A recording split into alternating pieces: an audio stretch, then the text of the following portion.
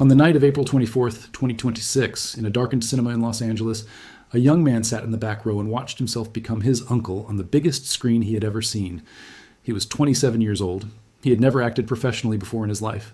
And the person he had spent 2 years learning to become was Michael Jackson, the most famous entertainer who had ever lived, a man who had died when this young man was 10 years old, a man whose absence had shaped everything that came after in ways that were still being understood. Jaafar Jackson did not watch the film from the front of the room with the producers and the executives and the people whose money had made it possible. He sat in the back, alone with what he had done. And by his own account, when he watched a specific scene in the finished film, he broke down completely. He could not stop crying. Not from pride, not from relief, from something that did not have a clean name, and that he has spent multiple interviews since trying to find language for. This is that story. And it is not the story that most coverage of the Michael Jackson biopic has told. The coverage has focused on the box office numbers, which are genuinely extraordinary. $977 million worldwide and climbing toward $1 billion, shattering the previous record for biographical films held by Oppenheimer, becoming the highest grossing musical biopic in cinema history. These numbers are real, and they matter commercially. But they are not what Jaafar Jackson broke down about in the back of that cinema. And they are not what made the people who watched the film in its opening weekend describe the experience in terms that had nothing to do with ticket prices. Go back to the beginning, because the beginning of this story is the part that changes how you understand everything that came after. Jaafar Jackson is the son of Jermaine Jackson and Alejandra Jackson. He grew up inside one of the most complicated family situations imaginable. His father is one of the original Jackson 5. His uncle was Michael Jackson. The family he was born into had more collective experience with fame and music and the specific pressures of being a Jackson than almost any family in the history of popular entertainment. And he had a relationship with his uncle that was personal and specific, and that ended when he was 10 years old and Michael Jackson died on June 25th, 2009. He has spoken about what it was like to grow up after that. The grief was real, and it was not the public grief that the world experienced. It was the private grief of a child who had lost a specific person, someone who showed up at family events, someone whose voice he remembered, someone whose physical presence in a room he had experienced directly as a child in a way that watching a performance on a screen cannot replicate. The Michael Jackson that Jaafar knew was not the king of pop. He was Uncle Michael. The distinction matters more than it might seem. When the Michael Jackson biopic was first announced, the question of who would play the title role was the most discussed element of the production. The obvious commercial logic would have pointed toward an established name.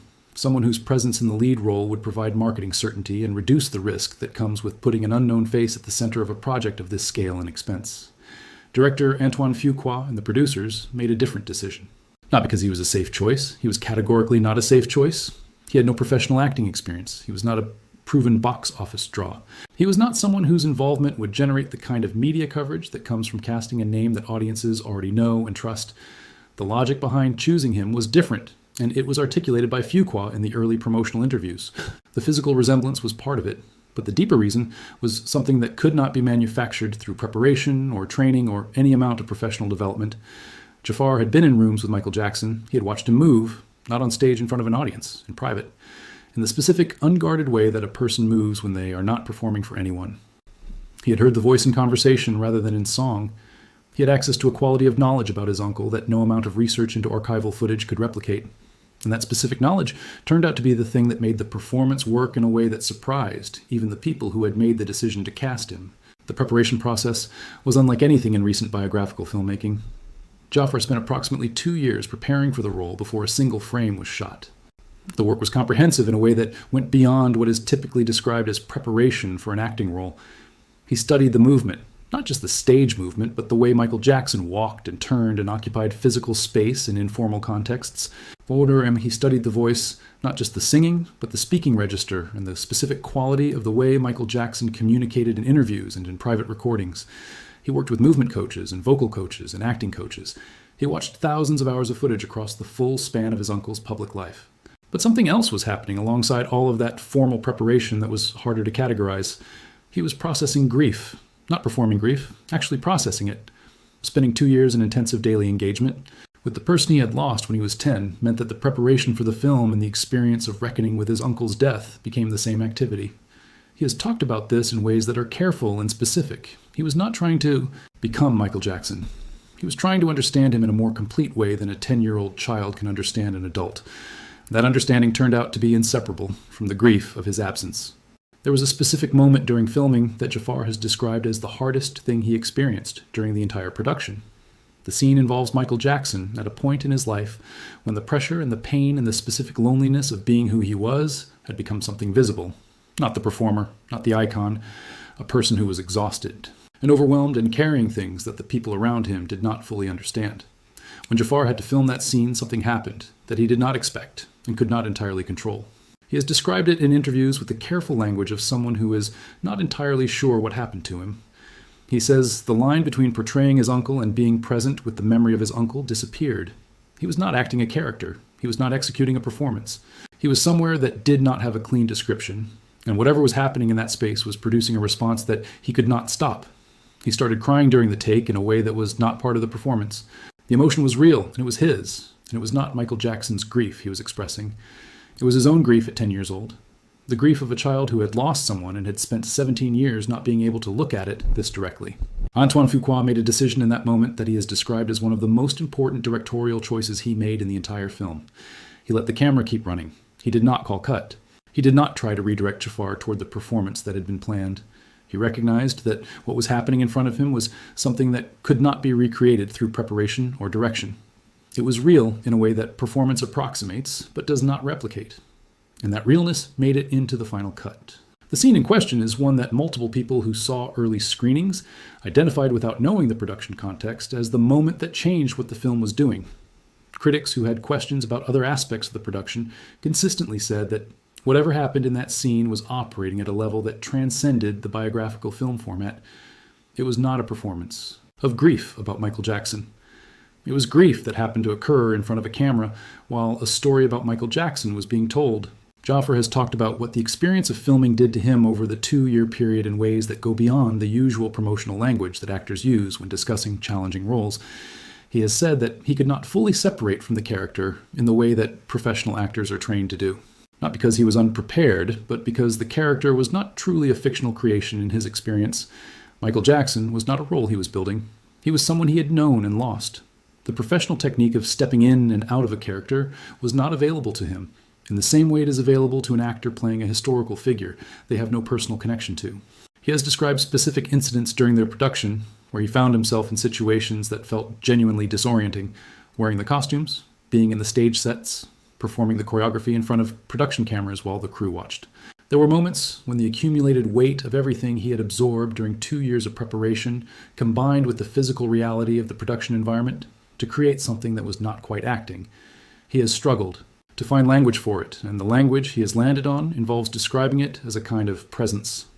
Michael Jackson's presence in the work that had nothing to do with his performance, and everything to do with his absence in Jaafar's actual life. The physical transformation that the role required was its own category of challenge. Michael Jackson, at his peak physical condition, was one of the most precisely conditioned performers in the history of live entertainment. The choreography he performed was technically demanding in ways that pushed the capabilities of trained professional dancers. Jaafar is not a professional dancer. He had a musical background. He was not starting from zero in terms of physical capability, but the gap between his physical baseline and what the performance sequences in the film required was substantial. The training for the physical aspects of the performance was described by people involved in the production as genuinely extreme. Not extreme in the sense that any serious production might describe the effort required for a physically demanding role. Extreme in the sense that Jaafar was being asked to replicate movements that had been refined by his uncle across 4 decades of performing at the highest professional level. The moonwalk sequence alone required months of daily work before it reached a state that Fuqua considered usable, not because Jaafar could not execute the mechanics, because the mechanics without the specific quality of his uncle's relationship to the movement produced something that was technically correct and emotionally unconvincing. There is a specific quality to the way Michael Jackson moved that choreographers and movement analysts have described across decades of professional study. It was not simply the technical execution of specific dance moves. It was a particular quality of ease and inevitability that made extremely difficult physical movements appear to be the most natural expression of something internal. The moonwalk looked the way it did not because it was the correct execution of a learned sequence, but because of something in the relationship between Michael Jackson and the music that the movement was expressing. That quality was what Jaafar spent months trying to find. And when he found it, the production people who were present describe a shift in the room that was not about the technical execution of the choreography. The vocal work presented a similar challenge in a different register. Michael Jackson's singing voice was one of the most distinctive and recognizable in the history of recorded music. It was also an instrument that had been developed across 5 decades of professional singing, beginning before his voice had fully developed as a child. Replicating it in a way that served the film was a project that the production approached with particular care. The decision about how much of the singing in the film would be performed live by Jaafar, and how much would use Archiva. L recordings was made carefully and has been discussed by the producers in terms of wanting to honor both the accuracy that audiences would expect and the authentic contribution that Jaafar was making to the performance. What the production found was that Jaafar's voice, in certain registers, had qualities that were difficult to account for through training alone. People who heard the voice work early in production describe moments where the resemblance went beyond what the coaching should have been able to produce. The explanation that people offer for this tends to involve the same idea that informed the original casting decision. Jaafar had grown up hearing the voice in private contexts, not performing, talking, yet being in a room. The specific quality of the voice in informal contexts over years of exposure had been absorbed in a way that professional preparation could not fully replicate, but that access to the person could. The response to the finished film from audiences has been the dimension of the story that no one fully predicted. The 97% audience score on Rotten Tomatoes against a 38% critical score represents one of the largest critic-audience divergences for a film of this scale in recent memory. Although the critical concerns were predictable and legitimate, the film covers Michael Jackson's life only through 1988 and does not engage with the allegations that followed. Critics saw this as a significant omission that compromised the biographical project. The audience response to those same limitations was almost entirely different. People who were in the demographic that grew up with Michael Jackson's music reported watching the performance sequences and experiencing something that they consistently described in emotional terms, rather than critical ones. The specific emotional experience of watching someone perform Billie Jean at a level that honored the original while being clearly distinct from it. Of hearing the voice in a way that activated memories, that were specifically attached to the music during specific periods of their own lives. These experiences are not reducible to an opinion about the film as a piece of biographical filmmaking. They are responses to something that the film was doing that exists outside the critical framework. Women who grew up in the decades of Michael Jackson's peak cultural influence have described the experience of watching the film in terms that are explicitly about the return of something they did not realize they had been missing. Not missing him as a subject of cultural conversation. Ice, missing the specific emotional experience of his music in a context designed to communicate its power. The concert sequences in the film were built specifically to provide that experience, and the audience data suggests they achieved it. Jaafar has spoken about watching the finished film for the first time from the back of that cinema in terms that connect directly to what the audiences have been describing. He says what broke him down was not the performance, it was the music. At a certain point in the film, the music and the performance combined in a way that stopped being about the production and became about his uncle, not the icon, the person. And in that moment, 2 years of preparation and performance and grief work collapsed into something simpler. He was sitting in a cinema watching his uncle, and his uncle was gone. And the only reason this approximation existed was that he had spent 2 years trying to get close enough to the original that the people who loved the original could feel it. That is what he broke down about. The conversations he has been having in the promotional period for the film have been notable for their honesty about the cost of the experience. He has not presented the 2 years of preparation as simply a professional challenge that he met through dedication and hard work. He has been candid about the psychological complexity of spending 2 years in intensive engagement with the person whose death had been one of the formative losses of his life. He has talked about the support systems that helped him navigate that. He has talked about the periods when the work was not manageable, in the way that any professional project should be manageable, and what it took to continue through those periods. He has also talked about what he feels the experience gave him that he did not have before. A more complete understanding of his uncle than was available to him as a 10-year-old child who lost someone he loved before he had the adult capacity to understand what he was losing. The work of preparing to portray Michael Jackson gave Jaafar Jackson something that grief alone could not give him. A detailed engagement with who his uncle was as a person beyond the family figure a child experiences and beyond the cultural phenomenon the world experienced. And whatever that engagement cost him in terms of the psychological difficulty of the 2-year process, he has consistently said it was worth it in ways that the box office numbers do not capture. Billie Jean went to number 1 on Spotify following the film's release, not in a legacy category. On the main chart, competing with music released in 2025 and 2026 by artists who are actively recording and promoting right now. A song released in 1982 is the most streamed song on one of the world's largest music platforms because a 27-year-old man who lost his uncle when he was 10 spent 2 years trying to get close enough to him that the people who loved him could feel it. Whatever Jaafar Jackson broke down about in that cinema in Los Angeles, it produced something that is moving through the culture in ways that have nothing to do with the biographical film format, and everything to do with what music does to the people who grew up inside it. The specific emotional experience of Michael Jackson's music is not nostalgia in the sense of something that belongs to the past. It is something that belongs to specific periods of specific people's lives, and when it is activated by a performance that is precise enough to reach it, the response is not critical appreciation. It is the response that Jaafar Jackson had in the back of that cinema, which is to say it is not a response at all. It is something prior to response. Something that happens before the part of a person that forms opinions and makes judgments gets involved. Something in the music and the movement and the voice that goes directly to wherever the memories of 20 and 30 and 40 years ago actually live in the people who were there for them. That is what the film found.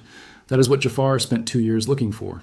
And that is what he was crying about when the credits rolled and the cinema lights came back up, and he had to figure out how to exist in the world after having spent 2 years being as close as a living person can get to someone who is gone. He has said in multiple interviews that the experience changed him, not in the way that actors usually describe demanding roles changing them, in the way that a particular kind of grief work changes a person when it is done with enough honesty, and enough time and enough willingness to stay in the difficulty rather than finding a way around it. He's not the same person who signed on to play his uncle 2 years ago, and the film that resulted from the process he went through is not the same kind of object as a biographical film that was made by someone who researched a stranger. It is something made by someone who was trying to get back to someone they lost. And whether you think that makes it better or worse, as a piece of filmmaking, the audience has answered that question with $977 million and Billie Jean at number 1.